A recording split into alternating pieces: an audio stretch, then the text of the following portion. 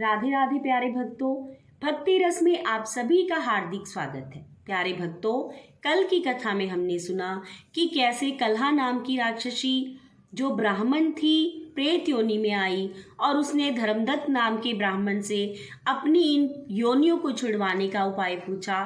तो धर्मदत्त ब्राह्मण ने उससे क्या कहा, आइए आज की कथा में पान करते हैं। तीर्थ व्रत और दान आदि के करने से समस्त पाप नष्ट हो जाते हैं, मगर प्रेत योनि में रहने वालों को इसका भी अधिकार नहीं है। तुम्हारे दुख को देखकर मैं अत्यंत दुखी हूँ और तुम्हारा दुख दूर किए बिना मुझे संतोष नहीं होगा। तुम्हारे पाप बड़े भारी हैं, क्योंकि यह तीनों योनियां बहुत बड़े पाप करने वालों को ही प्राप्त होती हैं और प्रेत योनि तो थोड़े बहुत पुण्य से नष्ट भी नहीं हो सकती। लेकिन मैं इस योनि से तुम्हें अवश्य छुड़वाऊंगा, इसलिए मैंने जो कार्तिक का व्रत किया है उसका आधा पुण्य तुम्हें देता हूँ, क्योंकि यज्ञ दान तीर्थ से सब निश्चय ही कार्तिक के व्रत के पुण्य के समान नहीं है। अर्थात हम कितना भी पुण्य करें, कितने यज्ञ करें, दान तीर्थ इत्यादि करें, यदि हम कार्तिक के व्रत रखते हैं तो उसका पुण्य उनकी तुलना नहीं कर सकता। इतना ज्यादा पुण्य कार्तिक के व्रत का है। देवऋषि नारद बोले, हे राजन, इतना कहकर धर्मदत्त उसको ओम नमो भगवते वासुदेवाय यह 12 मंत्र सुनाया और तुलसी का जल उसके ऊपर छिड़क दिया। बस फिर क्या था, क्षण भर में वह प्रेत योनि से छूट प्रज्वलित शिखा के समान दिव्य रूप धारण कर लक्ष्मी जी के समान सुंदर हो गई। तब वह धर्मदत्त को दंडवत करके प्रसन्नता से गदगद होकर बोली, हे ब्राह्मण देव, आपके आशीर्वाद से मैं इस घोर नरक से छूट पाई हूँ। मुझे पाप सागर में डूबती हुई को आप नौका के समान हैं।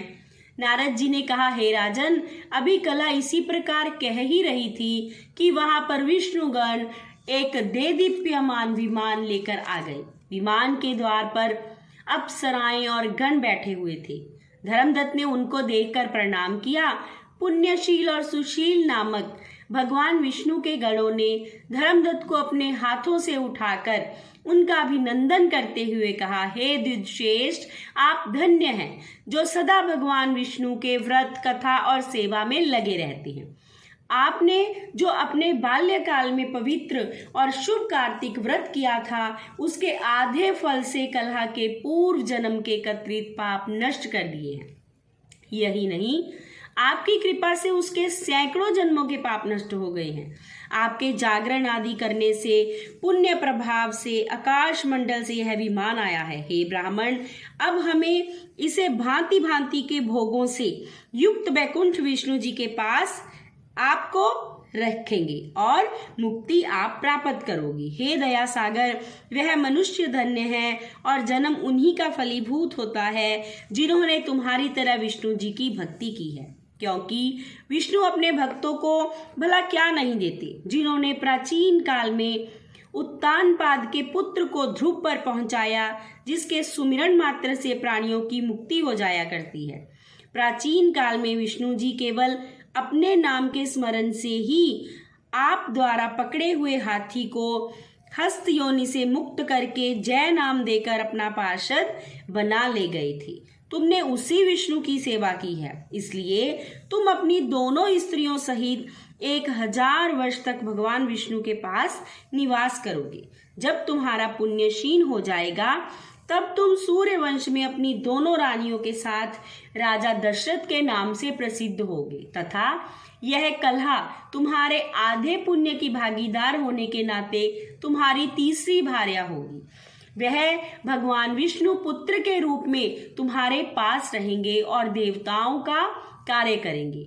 विष्णु जी को प्रसन्न करने वाले तुम्हारे कार्तिक व्रत से अधिक महत्वपूर्ण यहाँ दान तीर्थ आदि और कोई भी नहीं है। हे दया सागर, तुम धन्य हो, क्योंकि तुमने जगत गुरु भगवान विष्णु को प्रसन्न करने के लिए कार्तिक मास का व्रत किया है, जिसके आधे पुण्य के फल की भागीदार कलहा है। इस समय हम इसे अपने साथ विष्णु लोक में ले जा रहे हैं।